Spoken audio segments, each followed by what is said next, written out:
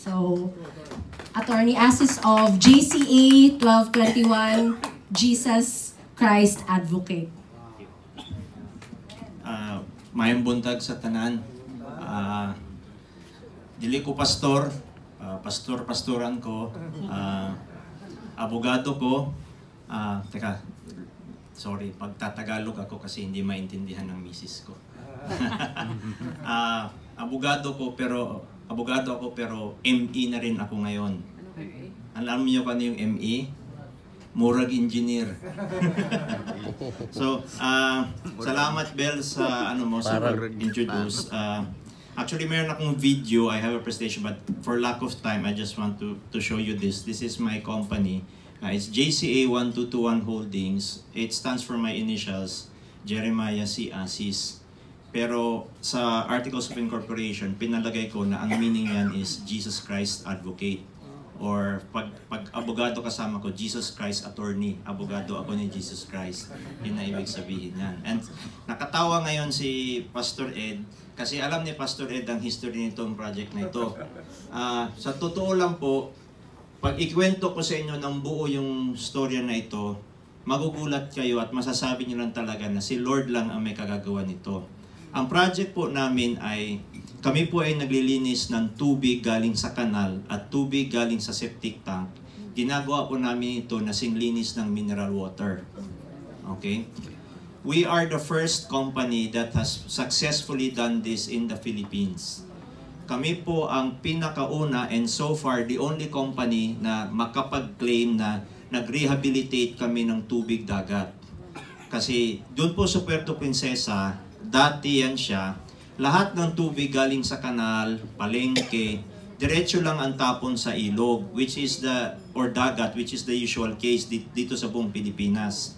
At ang nangyari po doon sa kanila, yung kanilang bay, Puerto Princesa Bay, ay parang isang malaking septic tank na, mabaho. Nung kami po ay nagsimula doon sa project namin at natapos, after only 3 months of operation po, yung bay po nabuhay na muli. Nawala na yung masangsang na amoy to the point po na for the last 2 years, nag-hold na ng Ironman race doon. Doon ang swimming. Alam niyo naman po kung gaano kahigpit ang organizer ng Ironman kasi international competition yan. We were able to transform Puerto Princesa Bay from a Class D bay na milyon-milyon ang fecal coliform level to Class A. Before sila nag-swim, ang test po namin sa bay, 14 na lang ang fecal coliform. 1/4 from millions dati. Wow. You can just imagine po, wala na yung amoy, malinis na. Now, I want to share that because that is an exhibit of God's great power. Okay. Pasensya po kung medyo mabagal ang brain ko kasi sineryoso ko yung sinabi ni Bishop Dan kagabi na awaken the dawn. Kaya nung nagising ako nung dawn, nag-pray ako. After a long time na hindi ako nagpe-pray ng dawn. Saka ang naging insight sa akin, Bishop Dan, singit ko na lang ha. The words awaken the dawn, it's not about waking up to the dawn. No, it's not just about praying in the dawn time. When you awaken the dawn, ginigising mo ang paggising. You get it?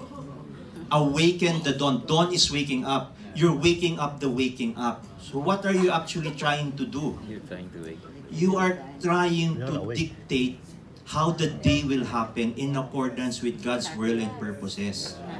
So yun yung naging insight po sa akin, Bishop Dan. So salamat po sa preaching nyo kahapon.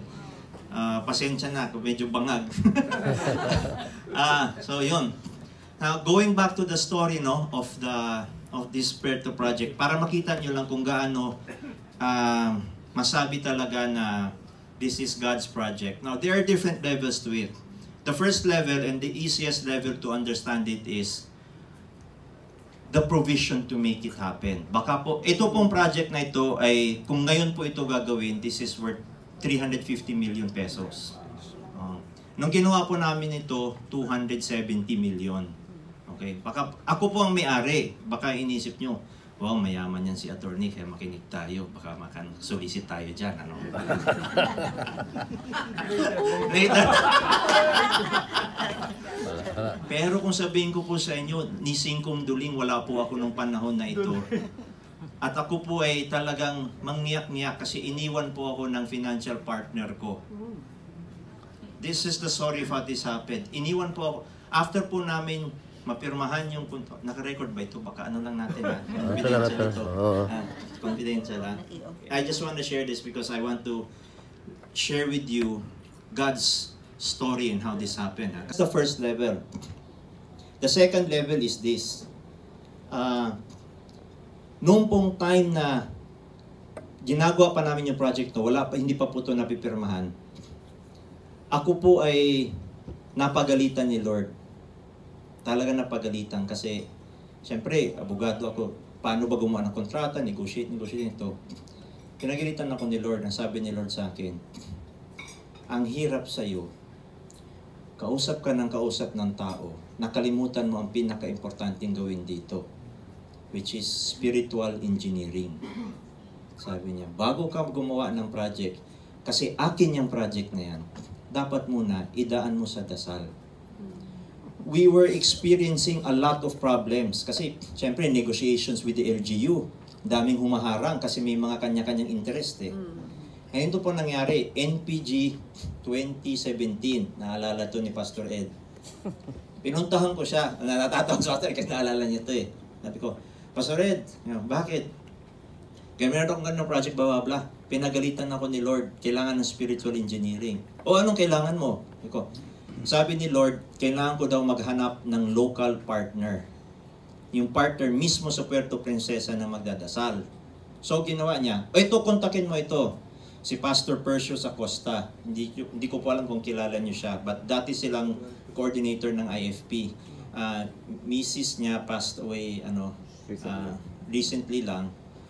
So silang dalawa, nag-meeting kami doon sa hotel ni Brother Widen.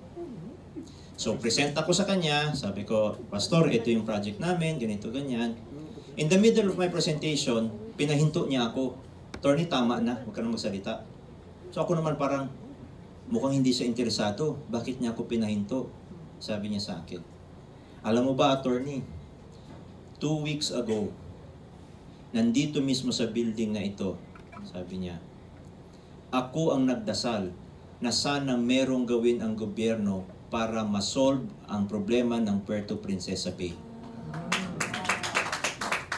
Sabi niya, ikaw ang sagot ng dasal ko. Talagang tumayo balahibo ko kasi sa dinami-dami ng pastor sa buong Puerto Princesa, sa dinami-dami ng kakilala ni Pastor Ed na pwede naman niyang i-refer sa akin, bakit siya? Bakit siya? So second level. Ito meron po ako ikakwento na third level, but I'm going to share this with some caution in my heart. But I will muster the courage to share this. Medyo kinakabahan akong i-share. Kung sa hindi nyo po matanggap, okay lang po. Wow, don't judge na lang po. Pero ito po ang aking paniniwala. So bago, napirmahan na po yung kontrata, kumpleto na, journey na, no? Nag-request ako ng isang group of pastors na magpunta doon sa project site para Jericho walk. Diba? But to cleanse the site, to prepare it for the Lord. So, siguro kung kunwari, yung project, nandun na kami sa project site, no? Alright, dito yung project site. So, Jericho walk na kami ganon, prayer na kami. Sabi nung isang pastor, attorney, nandito na yung mga angels. Oh, mabuti. Sabi ko gano'n, mabuti, nandiyan na sila. Okay. Pero, konti lang nandito sa project site. Marami sila nandun. Mga 300 meters away. Kung malayo, sabi ko, bakit sila nandun? Sabi ko, pagalitan mo, papuntahin mo dito. Oh, sabi, pupunta kayo dito. Sabi nilang gano'n. Attorney, sabi nung angel, hindi daw eh. Doon daw sila inutusan ni Lord eh. Doon daw sila gagawa. Doon na sila nagbababa ng gamit. Doon na sila. Sabi ko, hindi yun ang project site dito. wala akong magawa, attorney. Yun ang sabi nila eh. Oh, so anyway, hinayaan ko yun. So nagdasal kami natapos. You know, 1 month after, tinawagan ako ng mayor. Attorney, lipat tayo ng project site. Doon tayo. Kung nasaan yung angels. Hanggang ngayon, tumatayo pa balahibo ko. Let him who have ears, you take it for what it is. Pero, ako, kumbaga ba, kung meron pa akong doubt whatsoever na project ni Lord yan, that was what eliminated all of my doubts. No? Now, Bell asked me to come here to share with you. It's not just about, it also has different levels. On the first level, and I don't want this to sound like I'm a salesman pitching projects to you. Okay? Hindi ko alam kung may taga-LGU dito, taga-Water District. Wala. Iba ang mindset ko dito. Okay? On the first level, I'm sharing with you because I believe that the projects that the Lord is doing through me is actually concrete manifestation of what the IFP has been praying for the last 35 years. Beginnings ito. Bakit ko tinawag na JCA 121 Jesus Christ Advocate? Because every project that I build is a footstool of the Lord. Alam ni Lord ang puso ko dito. Okay? So, that's the first level. The second level is this. Tiningnan ko yung mapa ng Pilipinas. At nung tiningnan ko, hindi lang po Puerto ang ginagawa kong project. Meron din po ako sa sa Siargao. We are the only wastewater treatment facility in Siargao na legitimate. Kasi meron po iba doon nagkumukuha ng tubig sa septic tank, tinatapon lang nila sa dagat o tinatapon doon sa mga basakan, which still pollutes the environment. Kami lang po ang meron doon. And then we have po in Hingoog. Kung ipa-plot nyo yung lugar na yon, Siargao, Hingoog, Puerto Princesa, may mapupapansin po kayong linya. Okay? But it gets better na po kasi ito pong tatlo ang nagawa ko na. Ngayon po, meron pong mga LGU na lumalapit po sa akin, nagpapatulong. Okay? At pag ipa-plot nyo po kung saan, hindi ko lang muna po i-disclose ngayon. No? Pero kung ipa-plot nyo po, magugulat kayo kung saan sasang-ayon sa mga sinasabi ni Bell kanina. East Gate, South Gate, West Gate. Naghihintay na lang ako ng Luzon. Meron ako sa Luzon, maliit, pero alam ko hindi yon. Pero hanggang puso po ng Pilipinas may project ako sa Marinduque. So, again, I hesitate to share this. But, sige, go na lang. So I'm here po siguro because dun sa principle na experience ko kay Pastor Ed na if the local group were to pray for it, it's really going to happen. So the question is, okay, sige, share ko na lang. Kasi po, kasi nga sa project namin, yung mga mayor na katrabaho ko, natutuwan-tuwa po talaga sa output namin. So one particular mayor has actually reached out to other mayors in Negros. At actually po, noong last 2 months ago, actually, kausap ko po si Mayor Roslyn Asok ng Siquijor. Opo, kausap ko po siya.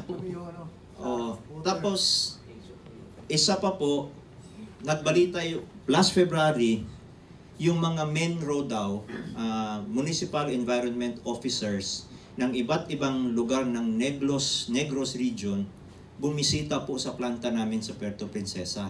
At marami po sila nagsabi na gusto daw nilang magpagawa. Ang mayor po ng Victorias ay nag-reach out na din po. So why am I sharing this? Why am I sharing this? Kasi yung sinasabi na kayo yung apoy, Negros yung apoy na magsisimula na kung saan-saan.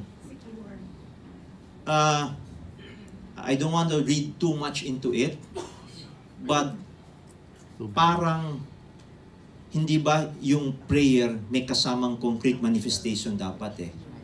Oo. At ako, masasabi ko talaga sa buhay ko, naniniwala ako na itong trabaho ko ngayon, concrete physical manifestations kung ano yung naplano sa langit na mangyayari dito sa Pilipinas. Okay? I will just not share what the other things the Lord has revealed, but for today, sinasabi ni Lord sa akin, you need to tell the intercessors and the people who feel they have to bear the burden of prayer for projects like this to happen in their hometown so that these things will happen. Okay? Ako po, nung nagsimula, walang kapera-pera. Okay? Walang kapera-pera. Hindi din po ako madasaling tao. Okay? Nung sinabi ni Ma'am Gina kahapon about yung pagninil ng prayer, actually may inside joke kami ni Mrs. Kasi bago kami lumipad dito, ginawa niya yung tuhod ko. Sabi niya, wow, ang kinis-kinis ng tuhod mo. Sabi ko sa kanya, ano, pinaparinggan mo ako? Kulang ako sa pagluhod sa dasal? Wala naman siya sinasabi ka. Pinipreach mo ka. Nagpipreach Nung sinabi niya, kaya nung sinabi kahapon ni Ma'am Gina na kailangan lumuhod, sabi ko, naku Lord, parang sinabi mo, kailangan mo talaga lumuhod. So I'm putting it all together na maybe now is the time for me to actually bring this up to you. Kaya ako inimbitahan ni Bel. Wala to sa plano talaga.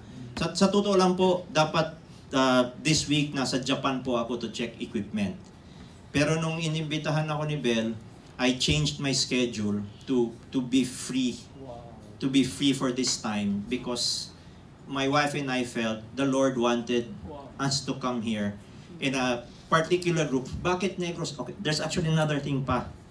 You know, I have actually been doing work for another client here in Negros. 7 years. Ni isang project wala siyang magawa na take-off. Mas marami siyang pera sa akin. Pero hindi siya makagawa ng project. Ako po, na zero ang laman ng bank account. Nakagawa po ako 3 kaagad in a matter of 3 years. 1 a year ako. Wala akong kapera-pera. What I'm trying to drive at? Really, the Lord is moving. And He wants me to connect with the prayer partners because He wants to accelerate things. Because yung sinabi na 7 year ni Bishop Dan kahapon, nag-resonate sa akin yun eh. Kasi this, literally, next week, magbe-business planning kami ng grupo namin kasi it's expected of an elevation of what we are doing. Wala akong pera. Pero ini-expect ko na may papasok na magpa-partner sa amin for finances to fund all of these projects. And that is why, pero sabi ni Lord, di ba? Kailangan mauna ang spiritual engineering. That's why I'm reaching out to you po. At the very least po, kung naniniwala, I don't want to take up too much of your time, so I'll close po here. At the very least po, personal prayer request, if you're not led to pray for the projects, whether in your hometown or for the nation, personal request po, pray for us, pray for protection for us. Kasi po, sinabi naman ni Sister Bel kanina, ako po ay naniniwala na nung nag-succeed po kami sa Puerto Princesa, nagbigay ng alarma yung principality nandoon doon sa mga iba pa niyang bossing sa iba't ibang lugar. Okay, share ko na lang. Sige, share ko na lang. But this was what happened to us po. And then I'm going to it's going to be personal. After po nangyari yung Puerto, we tried to do other project areas na may level of success pero biglang grabe ang pushback. To the point po that my wife got sick, as in affected ang kanyang, can I disclose? affected po ang mental health niya. Kaya certified PWD na po ang misis ko ngayon. Because of these attacks against us and the family. And what was revealed to me was, when we were successful in Puerto Princesa, which is the sword in the vision of Bishop Dan, no? Nag-alarm bell yung principality doon. Sinabihan niya yung iba, "Oy, magbantay kayo pag dumating dyan itong GCA 121. So pagpasok namin ng new area, we didn't have enough prayer cover. Grabe. Grabe. So ang naramdaman namin, nagtulungan sila. Because they don't want to happen what happened in Puerto. Kasi ang vision doon ng mga pastor, ayan na po yung crocodile. Mahinang-mahina na. And after dineclare yun, doon nag-start kami mag-construct. In the other areas, grabe din yung warfare. In the new areas we are coming into, we really feeling the oh, grabe. As in, grabe. So, syempre, ako, I'll proceed whether or not may baback up sa prayer kasi yun ang utos ni Lord eh. But, I know it's gonna be a more difficult task. So, I'm appealing to you, if you could come beside us to pray for us, specific, not just for the success of the projects, but more importantly, for the honing of our characters. Kasi like, at the very least po, ipag-pray nyo po ako na kami po, team po namin, na hindi po kami yayabang. Kasi, baka biglang bumilib na kami, biglang 20 na yung planta namin, oh, galing-galing namin, yaman na namin. No. And pray that we do not lose focus. Our characters adhere to become as close to Jesus Christ as possible. And that we really stick to our promise na itong mga project na gagawin namin, ang resources na makukuha dyan will be used for kingdom building. Society. And si attorney at ang wife niya si Catherine, yung buong family, is one example of a generation. Hindi lang isa, kasi pagka nalaman ninyo yung expertise ng mga anak niya, ng mga musicians, no? Mga talented pianist, kasi yung kanyang asawa na to concert pianist, no? Graduate na, di ba? UP. Okay. Magugulat kayo na ni-raise up na ng Lord yung mga tao na magiging part ng testimony sa nations. Amen. Takpakan natin ang Panginoon, no? It's beautiful. Ito ay hindi para magyabang. Pero kung magyayabang ka, sa Lord ka magyabang. Kasi ang Lord naman ang nagbigay nun. Tama ba? Okay. Marami po ang mga inire-raise up ng Lord ngayon na mga tao sa 8 pillars of society. Okay? And that's why magpipray tayo na yung mga families na katulad ng family niya, i-raise up ng God these days. Amen? Makikita talaga ng world na sa kingdom ni Jesus, okay, successful ang mga families. Amen? Okay, just want to share with you, wala rin dito yung isa na intercessor na expertise sa education. Okay? And itong grupong ito naman ay umiikot sa mga churches para i-encourage yung churches na i-open ninyo yung mga houses of prayer nyo. Kasi kailangan namin ng mga facility. We have the curriculum on how to enhance the education of the poor people. Okay? Kasi sa rating po around the world, the Philippines is one of the lowest comprehension sa reading. Ang key talaga sa learning is reading. My granddaughter is 4 years old and now binigyan siya ng parents niya ng Bible. At alam niyo, nagbabasa siya ng sarili niyang Bible, nagme-memorize siya ng scriptures at nagno-note siya doon sa kanyang Bible. Kahit hindi mo maintindihan, sabi, ano ito? Dine-explain niya sa akin kung ano yung drawing niya doon. Marami siyang nakikita sa spirit world. Amen ba? Ito na yung nire-raise ng Lord. Okay? Walang nasayang yung time na mag-pray tayo kasi God is now giving us the many benefits that we have planted for this many years. Amen. So I just want to read this scripture, and we will read this scripture for the family of attorney, because yes, nasa si Catherine. Catherine, please come here. We will pray.